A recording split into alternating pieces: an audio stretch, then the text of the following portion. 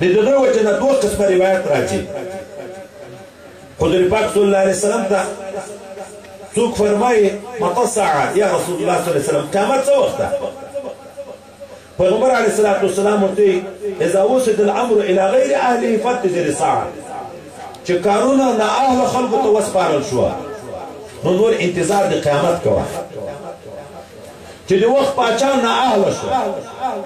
د وخت قاضي نه اهل شو د وخت مفتی نه اهل شو د وخت پیر نه اهل شو د وخت د جماعت امام نه اهل شو د کلی ملک نه اهل شو نور ته انتظار د قیامت کوه بیا پوښتنه کیږي نه اهلیت په څه راځي چې کارونه نه اهل ته وسپارل شو نور ځای چې قیامت راځي نه اهلیت په څه راځي وایي په علمي چې د وخت پاچا عالم نه و د وخت قاضي عالم نه و د وخت مفتي عالم نه و د وخت پیر عالم نه و د جماعت امام عالم نه و د کلی مشر عالم نه و دا ټول نه اهل دي دنیا ذاتي نور ړنګېږي ولې حدیث مبارک د علماو په باب کې راځي چې دا علماو کېږي خدای پاک دې نور کوي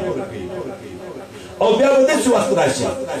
چې خلک به خپل مشران جاهلان کې پیر به وي جاهل خدای پاک هم دې امتحان وساتي دا بله شپه لاړو موږ ته خو دا خلکو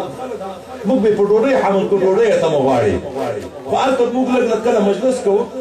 پیري و مریدي خبره شوه نو ما ته پوښتنې شروع شوې پلانکۍ علاقه کې یو پیر ده د موږ د دغه علاقې خلک وایي روان دي مخکې ښه خلک وو لمنځونه یې کړه اوس یې لمنځونه پرېښو مخکې چرسیان نه وو اوس یې چرسونه شروع کړه مخکې د پلار قدر کو اوس پلار په کور کې وایي پلار یې راته ویلي یو لرګی ما یې کوي ځان سره یو د زوی مې کوي په ورځ کې یو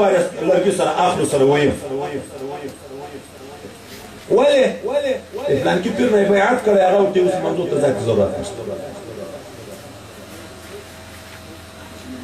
هغه ورته وایي دنیا ګټئ نیمه د ما نیمه د تا چرس وایي ذمهوار به زه یم جنت ته به زه بیا العیاذ بالله العیاذ بالله العیاذ بالله دلته وایي په د علاقه کې د خلکو هوټل ده یو کوټه یې دغه پیر ته ځان ته منتخب کړي څوک نه ور پرېږدي مېلمانه نه پکې پرېږدي د پیر صاحب دا یې ظالم وایي راغلی و په کوټه کې ناست د خپل مریدان اوس په دغه دوکه کوي اسمان طرف ته وګورئ چې د ما مریدان مه ځوروه العیاذ وایي زه خدای ته دا خبرې کوم د الله سره خبرې کوم چې د ما په مریدانو کار نه لره پیر هغه خر ده هغه ګمراه ده خو د عوام څومره ګمراه شو فضلوا واضلوا چې داسې نه اهله خلک مشران شو دا هم ګمراه ده بل به هم ګمراه کوي د عوام ولې دومره بې عقلان دي په دغه نه پوهېږي خو وجه دا ده چې دې د علم سره تعلق نشته که نه چې عالم دې سره څوک ناسته ولاړه وکړي یقین د الله عبادت کو تر مرګ پورې رسول الله ته الله ویي رسول الله د عبادت نه ده باف چې په ولاړ لمونځ نشي کړی په ناست یې وکړه چې په ناست یې نشي کړی په پروت یې وکړه خو لمونځ به نه پرېږدي عبادت به نه پرېږدي هغه رسول الله ویي څوک چې بغیر د عذر نه یو لمونځ قضا کړي دا به په قیامت کې د فرعون د حامان د قارون د ابی د دغه کافرانو سره راپورته کېږي او هغسې سزا به خدای پاک ورکوي او پیر صاحب ورته وایي چې منظور ته ذاتي حاجت نشته که موږ داسې خیال وکړو علم ورک ته نشته نن